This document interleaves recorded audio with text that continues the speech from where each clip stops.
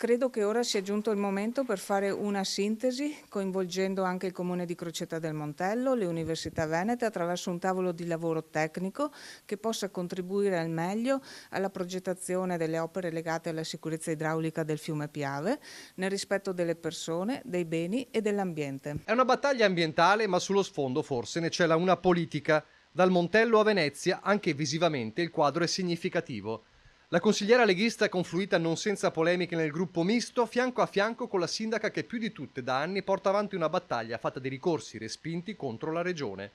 Fino a ieri il Veneto di Luca Zaia, oggi quello di Alberto Stefani e della sua giunta, dove figura tra gli altri Paola Roma, l'ex sindaca di Ponte di Piave, che ha soffiato il posto a Palazzo Balbi proprio a Sonia Brescacin, la più votata nella Marca alle regionali dopo Zaia, un bottino che però non è bastato a entrare nella squadra di governo di Stefani.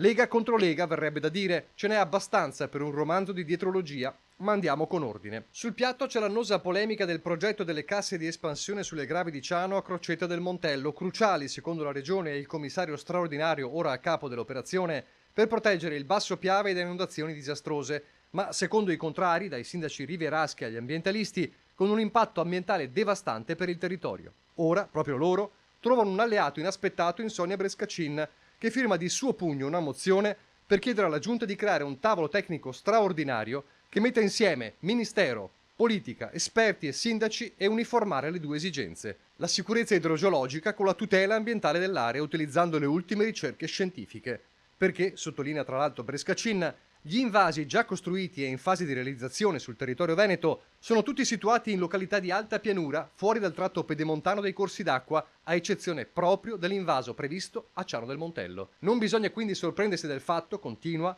che la proposta di costruzione della cassa di espansione alle gravi di Ciano sia diventato un caso particolarmente controverso. Era presente infatti una evidente anomalia nella programmazione di interventi di difesa idraulica previsti in Veneto, sia per dimensione che per collocazione geografica dell'opera. Inutile negare che il resto del mondo questi grossi interventi, il resto del mondo li sta togliendo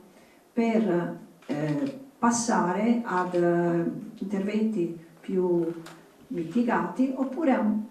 a più interventi messi assieme, cioè sia la manutenzione, sia la cassa, sia la tutela dell'ambiente. Per gli oppositori del progetto è l'ultima possibilità di avere una voce in capitolo e il fatto che arrivi da Brescacin riporta la questione politica. Sarà un caso che tra i più strenui difensori del progetto ci sia sempre stata, come tutti i primi cittadini del Basso Piave, proprio Paola Roma, attuale assessore in una giunta nella quale Brescacin contava di esserci?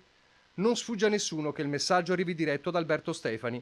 mentre una replica velenosa giunge via social da chi si è sempre battuto per l'importanza del progetto, l'ex assessore all'ambiente Giampaolo Bottacin, che su Facebook è lapidario. Qualora ci fosse una piena del Piave con conseguente esondazione, attacca, mi auguro che coloro che a 60 anni dall'alluvione del 1966 ancora vogliono costruire un ulteriore tavolo tecnico per rivedere le decisioni prese, ritardando di fatto ogni intervento, siano chiamati a risponderne in tutte le sedi.